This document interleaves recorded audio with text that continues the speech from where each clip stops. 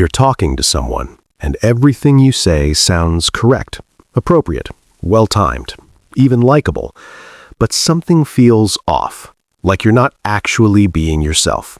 You're playing a version of yourself that fits the moment, and when it's over, you don't feel connected, you feel performed.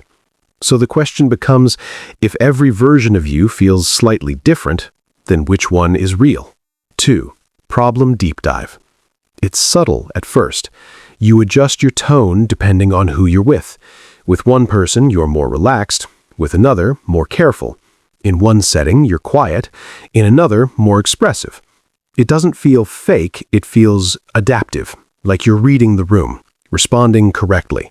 But over time, those adjustments become constant, automatic.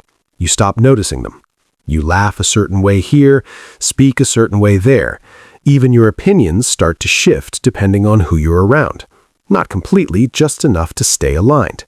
And slowly, you lose track of what's natural, because everything feels slightly adjusted.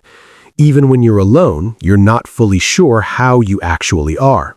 So you start asking yourself, am I being real right now, or just acting again?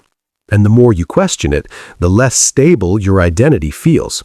Because if every version of you changes, then what's underneath all of it? 3. Reframe. You're not fake, you're highly adaptive.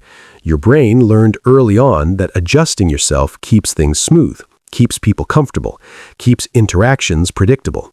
So it built a skill to shift your behavior based on context, and that skill is real. It's social intelligence. But like any skill, when it becomes constant, it stops feeling like a choice. It becomes your default. And that's where the problem begins. Because instead of choosing how to show up, you automatically adjust without checking in with yourself. So the issue isn't that you're acting, it's that you never stop adapting long enough to feel what's actually yours. And that leads to a deeper question. Why does your brain rely so heavily on constant adjustment? 4. Psychological mechanism. Your brain is designed for social prediction. In every interaction, it tries to answer, what version of me will work best here? This involves systems like the medial prefrontal cortex and mirror neuron networks. They help you read others and adjust accordingly.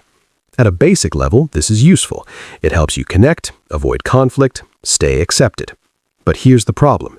Your brain also wants to minimize social risk. And the safest way to do that is to match expectations.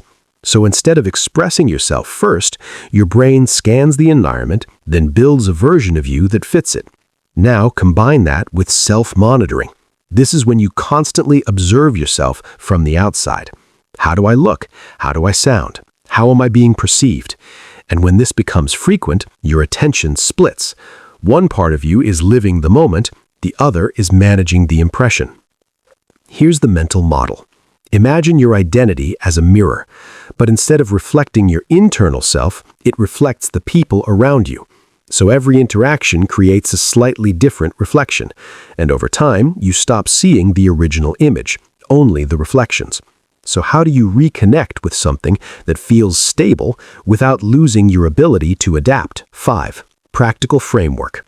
You don't need to stop adapting. You need to anchor yourself within it. 1. Notice the moment you switch versions. Right now, it happens automatically. What to do? Pay attention to when your tone, posture, or opinions change. Why it works. Awareness activates the prefrontal cortex in a controlled way, reducing unconscious behavioral shifts. Real-life example. You notice your voice becoming more formal around certain people. You don't change it immediately, you just observe it. 2. Pause before adjusting. Your brain reacts quickly. What to do? Add a small delay before responding, even 1 second. Why it works. This interrupts automatic adaptation and allows internal signals to surface. Real-life example. Instead of instantly agreeing, you pause, then respond more honestly. 3. Keep one small thing consistent. Right now, everything changes. What to do? Choose one element of yourself to keep stable. Your tone, your humor, your opinions. Why it works. Consistency builds identity coherence in the brain's self-representation systems. Real-life example. No matter who you're with, you keep your natural way of speaking. 4. Reduce performance pressure. You feel like every interaction matters. What to do? Treat conversations as low stakes, not evaluations. Why it works. Lower pressure reduces self-monitoring and increases authentic behavior. Real-life example. You stop trying to be likable and just participate. 5. Spend time unobserved. You rarely experience yourself without an audience. What to do? Engage in activities where no one is watching. This reduces external feedback loops and strengthens internal identity signals. Real-life example. You go for a walk without your phone. No input, no output. Just you. 6. Integration. You don't feel fake because you're pretending. You feel fake because you're constantly adjusting. Each version of you is real, but none of them last long enough to feel stable. So your brain starts searching for something solid, something consistent. But consistency doesn't come from eliminating adaptation.